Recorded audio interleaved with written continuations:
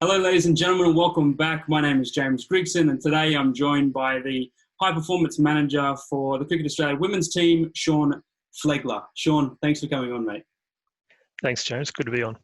I'm really excited to sit down and talk with you, mate. It's an exciting time for cricket. It's an exciting time for women's cricket as well. Obviously, we're going into the summer of cricket for the men's, and your story is really captivated me as I'm, learning and researching a little bit about you. You had a former playing career for Victoria and Queensland in the Sheffield Shield environment. You had some time with technology, working for Microsoft and Dell, and then post your playing career and sort of during your playing career, and then you transition back into the cricket world, working as high performance player development manager, coach, and then now obviously the high performance manager for the Cricket Australia women's team. I want to start with your transition out of your playing career. I noticed that there was a crossover between, the tail end of your playing career and some time in more of the business world, the software world. So there's some roles here with Microsoft and Dell as a licensing manager. There's some time as a business development manager for a company there. I'm really interested in what your thought process was as you were exiting sport as a player. Yeah, my thought process was I would love to keep playing sport, but I'm not good enough, and I wasn't getting paid any money at the time, and I needed to move on with my life. So I had delayed going to uni. I'd started a couple of degrees when I first left school, and then when I moved to Victoria to play cricket, I started a business degree down there. And I just thought I need to get my act together and get into something. I'd had a couple of shoulder operations by that stage as well. I had a really candid conversation with Shawn Graff, who was the general manager of Cricket Victoria at the time, and he just said, "Look, you're 28. You can keep eking out a career in cricket for a few more years if you like, or you can move on in life."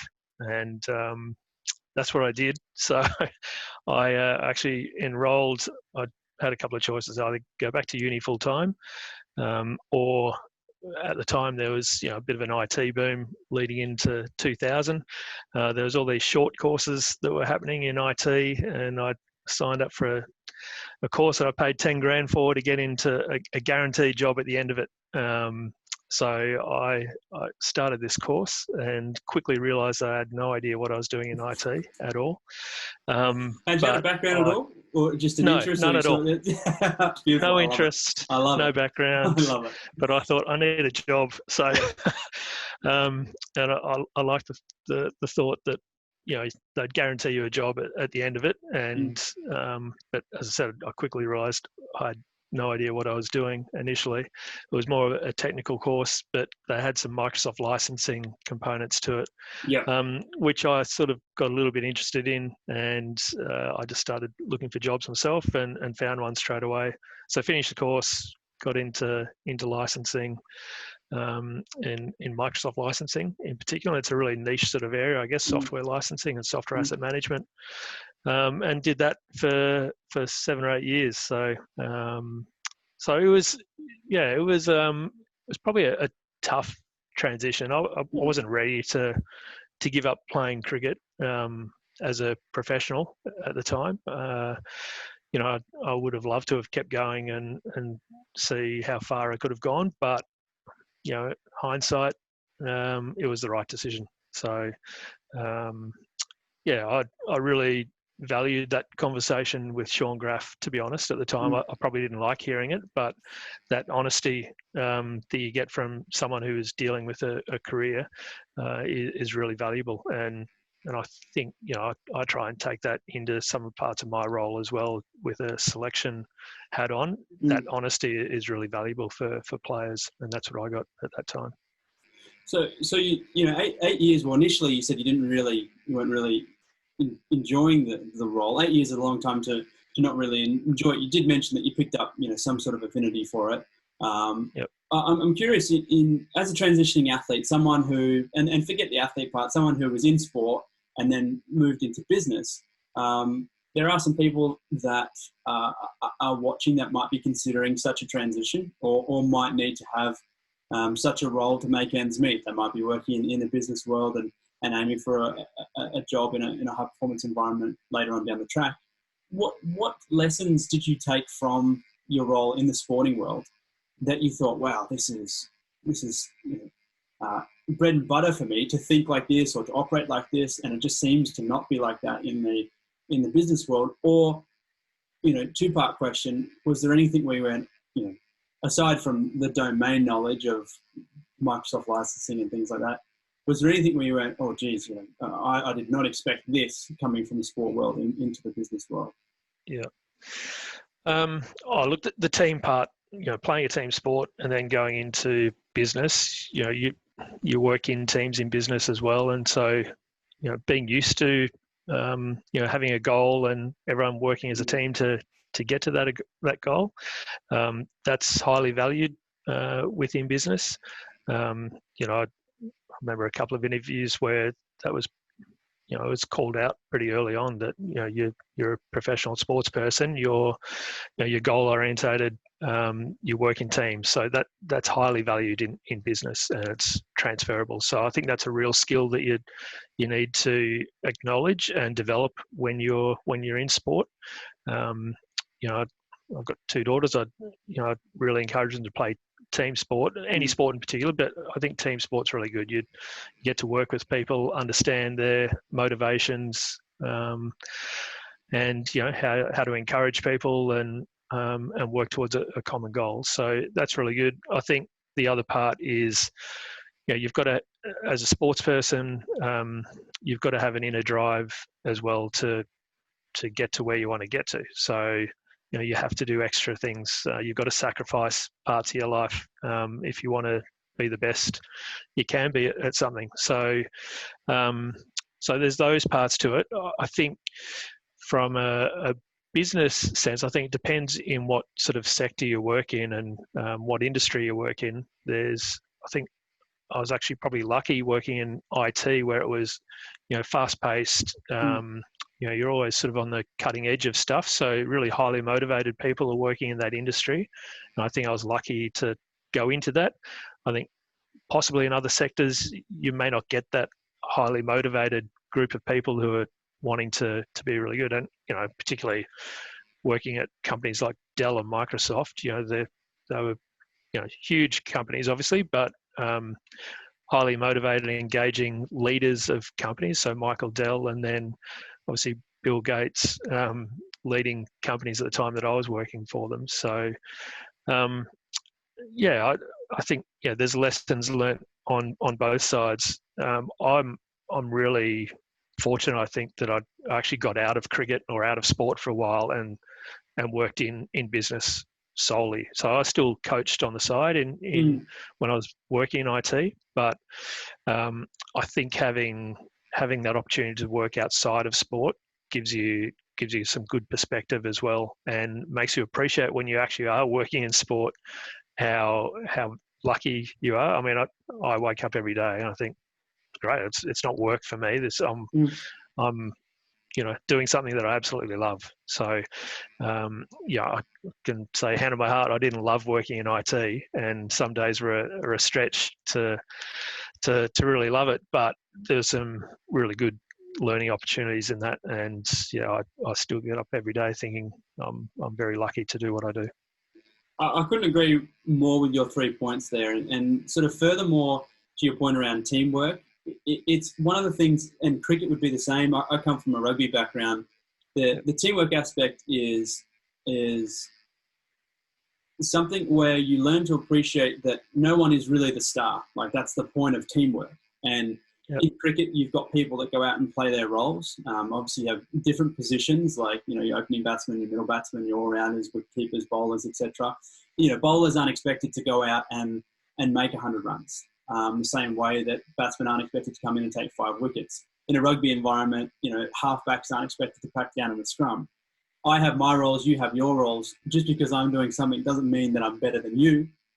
It means that I'm just going out there and playing my role. And I think that idea from sport translates very well in business. And I think that appreciation for other people's time, other people's skill set, means that you don't have those ego clashes, which I tend to see people that haven't worked in teams before, or maybe have played an individual sport players.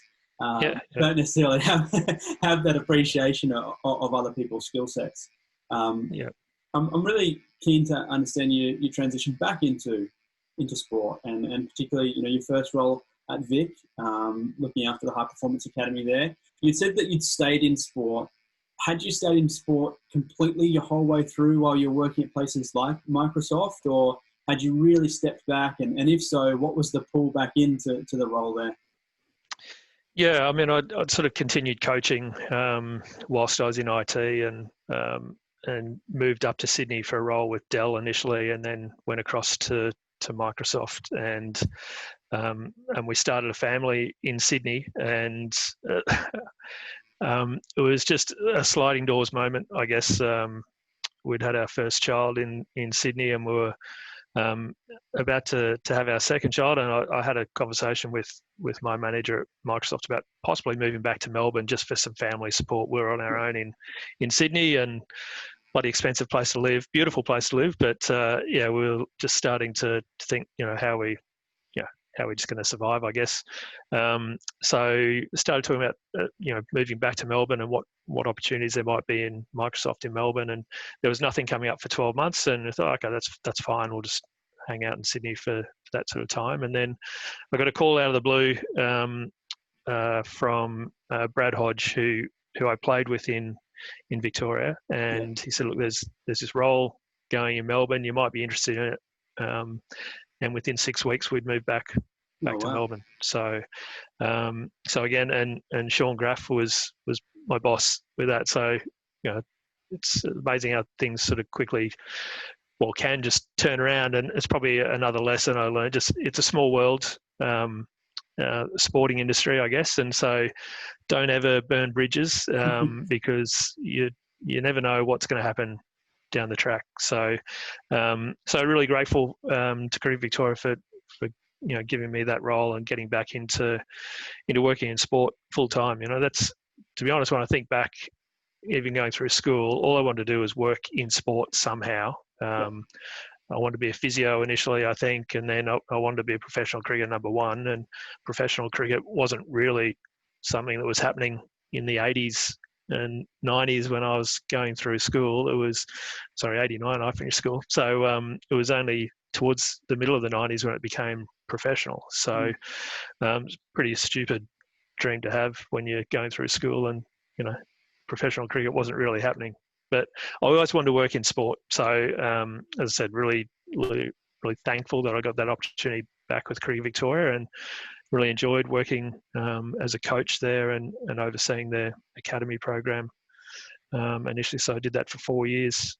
Yeah, I think that's what everyone can resonate with. I've done about 20 of these calls, and that's not a lot, but having about an hour with 20 people that work in the industry across IT, coaches, high performance managers, sports scientists. Everyone just wants to work in sport. Any means necessary. And I think that's really what we're trying to do here, as you and I discussed off air. Just what skills can we get, whether it be business, what sort of skills can we transfer from what we're doing at the moment into another area to ensure that we can stay working in sport and make a living in the industry that we love. So. I'm glad that you share that message. I'm curious on, you've gone from, sort of in more of a coaching role in Vic to some time as a player development manager to now a high performance manager for the Cricket Australia women's program. And also, you've mentioned some roles as a selector. I do want to speak a little bit about the high performance manager role though. Cricket is a sport that, from a sports science perspective, really focuses on a few things around bowling load. You see a lot of that on. Obviously, the stress fractures being prevalent through bowlers, and there is a little bit and some great research that's done inside of cricket. I wouldn't say, and correct me if you think I'm wrong, I wouldn't say that the sport has taken to it the same way that AFL has taken to sports science, with the amount of data scientists that they have just purely working on sort of the body as opposed to statisticians that are looking at match stats and things like that. And I would say, maybe controversially, uncontroversially, I think it's a more physically demanding game from a contact, high-speed efforts perspective. So I can see why that's happened. I guess why I say those things is high performance managers in those sports, like your AFLs, your rugbys, things like that. They're typically people that come with a background in maybe sports science and then learn the manager part later. I would, I'm curious to see, and from what I can see already, the role that I see when people are high performance managers more so in cricket is they're more the manager. They encompass the M in the HPM more so, and that's what cricket as a sport seems to lean more so on, is that managerial skill, that head coach type skills. I'm interested to hear your take on that, and it just maybe to unpack a little bit the sports science high performance culture inside of cricket and your journey to maybe learning some of those elements as you've come through your playing career as a coach, and ultimately, overall your role as a HPM in the women's cricket program. Yeah, I mean, I'll say upfront, I think my title doesn't really correlate to other HPM's roles in other sports. So essentially, I oversee our whole program. I don't I don't do anything really with sports science as such. I do scheduling, contracting, skill development, oversee all that part, our series planning model stuff, and I'm chair of the national selection panel, so a talent ID component to my role as well. So, we have sports science staff, so we've got an analyst with the team, with the women's team full time, but we have some backroom staff as well. We have a physio, doctor, strength and conditioning coach, dietitian, sports psych, and that's our sports science team. And so weekly meetings, we get updates from them, but I'm more of a people manager for that staff. So so I appreciate it. It's different for other sports where a high performance manager in AFL, I think Matty Ennis, who I played cricket with in Victoria, he's I think his role as head of sports science or head of high performance for the Western Bulldogs. He is a true sports scientist and an academic, and then has worked in the field for quite a long time. So it's a different role. I think you're probably better off saying general manager of cricket in my role. So, it's not to say I'm not interested in any of that stuff. I guess with the tech experience that I've had, I do have an interest in data analytics and digging into the stats with cricket. I mean, cricket is a real statistical game, and wanting to understand trends of the game and how we can improve players and game strategies. There's that part to it. I still, I'm really interested in bowling load data and how that affects, the girls coming through. So we haven't done a lot of research in that part. We've done a lot of research with the guys, but less so in the girls, and that's something we're trying to address as well. I love the sports psych performance of the game as well. I think any sport, so much of it is mental, and how we get the best out of players and staff for that matter really interests me as well. So so definitely a real interest in high performance. Essentially what you're trying to do is get the very best out of people or programs the whole time.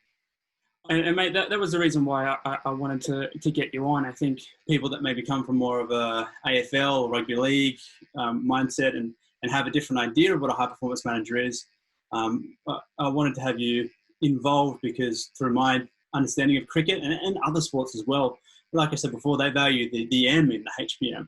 It's the manager role. And they also, different environments like cricket, their idea of what high performance is, as you alluded to, is different than, just the physical outputs and the data analytics from the physical outputs. It's more about, the match stats, the management of people's contracts, those sorts of things. So if you wouldn't mind, I guess, disclosing a little bit more about any sort of the upskilling that you've had to do. So, you've mentioned your time in business, which I think would have really helped you maybe with some of the understanding of, just comprehension of technology and that interest there. But also you mentioned management of contract, management of talent ID, selection those types of skill sets, I think, one, some are very particular to cricket, but two, some are pretty unique as a high performance manager that does the roles that you do. What sort of upskilling did you have to do further than maybe just the experience and time? And if it was just experience and time in the industry, what are some of the things that you went, oh, I need to learn that to be a high performance manager. I need to know that to be in this role.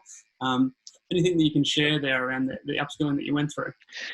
Yeah, I mean, look, I think there's a lot of stuff that I learnt over my journey. Is that I was head coach or club coach of a couple of different clubs. So one was Melbourne Uni in Melbourne. So I actually really encourage, if you're an aspiring coach, I think it's really valuable to do a club head coaching role, because all of a sudden you're dealing with 50 or 60 guys, all at different levels. Some are trying to play first class cricket, some are just there to have beers on the weekend, and so they're all at different stages of their life.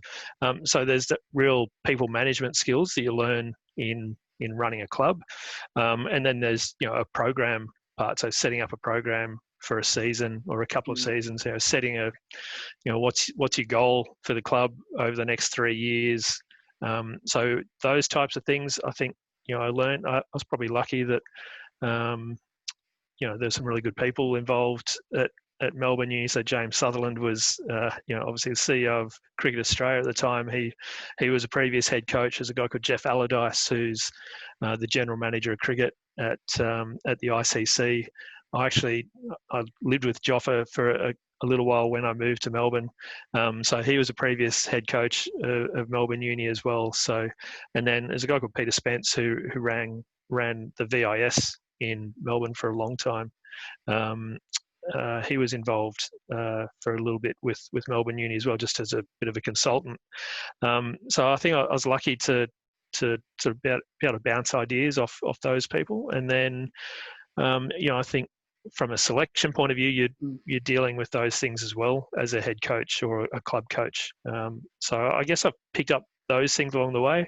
And then when I started at Cricket Victoria, there's obviously there's level 2 courses through Cricket Australia and level 3. So I did those.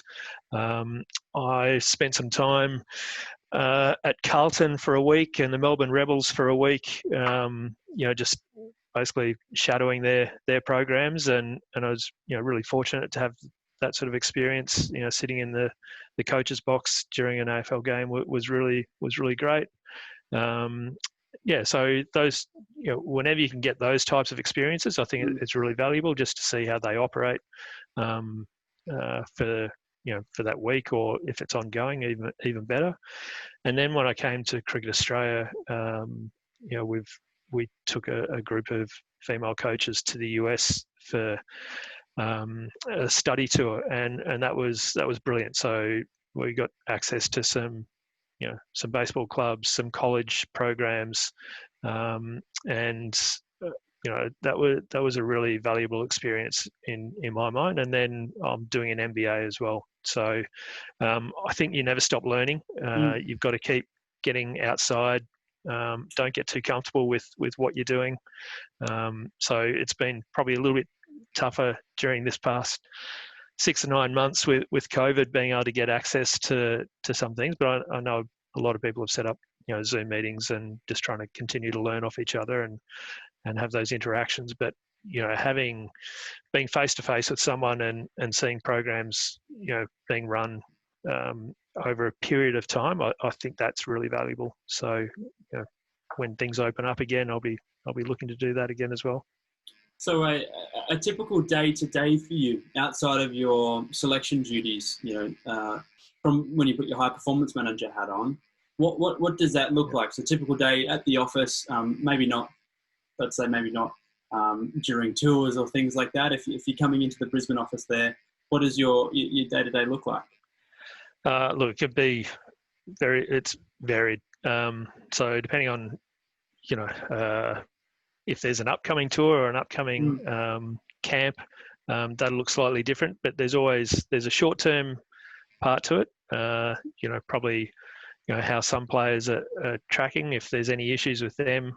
So all our contracted players they go back and they're in their state programs for the majority of the time throughout the year, and then we have them for camps and tours. So that stakeholder engagement or that connection with state staff is really important. So it might just be phone calls to state coaches or state high performance managers, seeing how players are going. If there's any injury issues, you're checking in on that.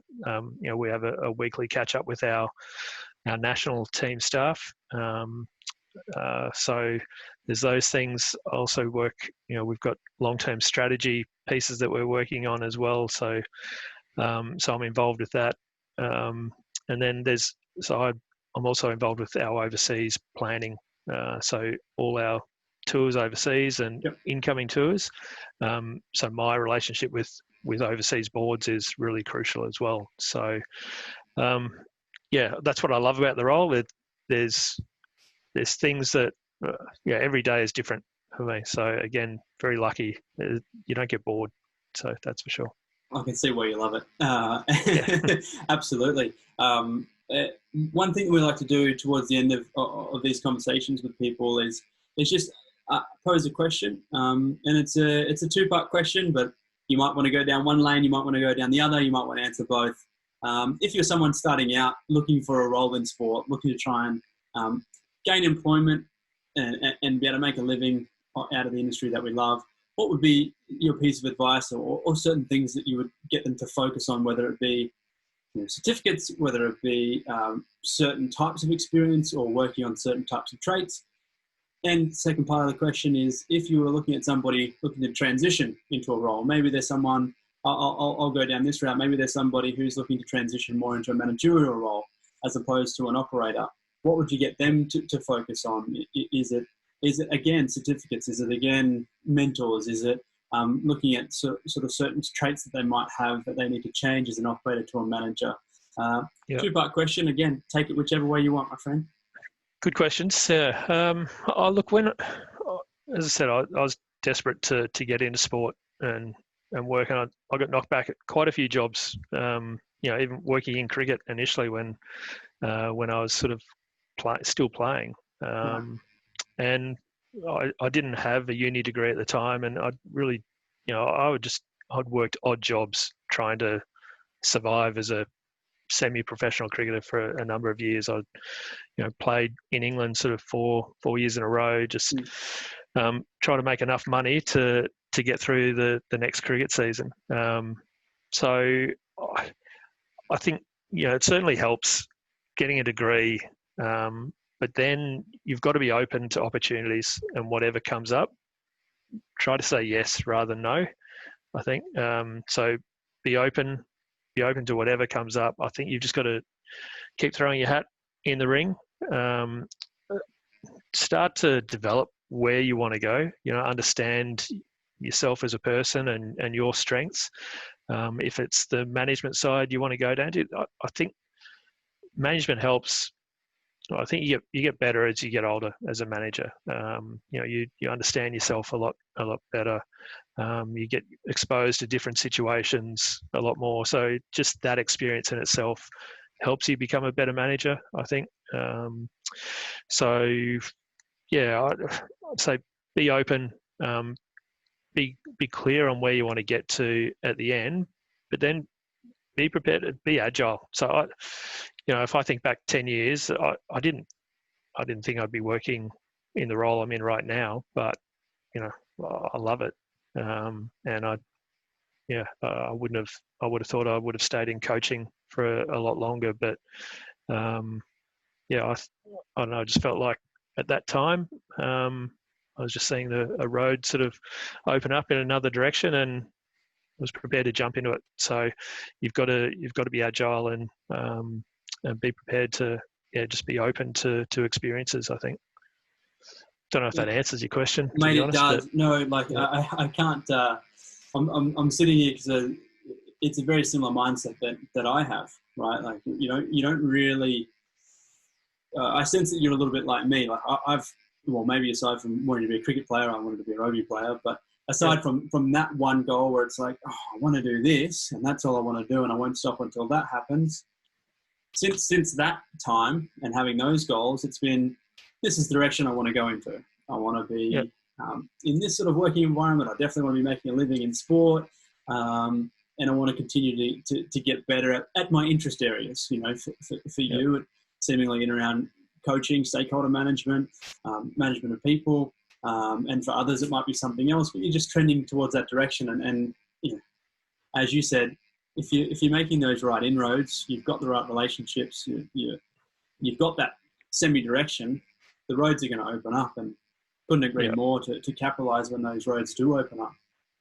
Yeah, you've got to keep building your networks, and I don't know. I've always sort of felt that things will be okay. You'll find your way through life if you're prepared to take a few risks now and then. We've travelled all around the world with sport, and that's the other great thing. If you are prepared to do that, you get exposed to lots of good people, but great life experiences as well. So, I don't know if you ever gone back to school reunions or anything. I haven't really done it, but you always hear about people just being stuck in same town, same job forever. And I never wanted to do that. I just always wanted to travel and see what was out there, and sports allowed me to do that. So very grateful for it. I couldn't agree more. I'm a little bit, you're almost inside of my brain with a few of the things that you've said. A lot of similarities in the way that we look at certain things. Shawn, I really wanted to thank you for your time. Really appreciate you coming on. I know it's a busy time of year. I imagine, especially if not for you, but for the office environment that you're in, considering everything that's going on. Yep. So appreciate the time that you've given me. If you're watching and you want to watch more, you can subscribe up here. If you want to watch our last interview and last video, that's down here. For Shawn, I'm James. Enjoy the rest of your day. Thanks for watching. Thanks.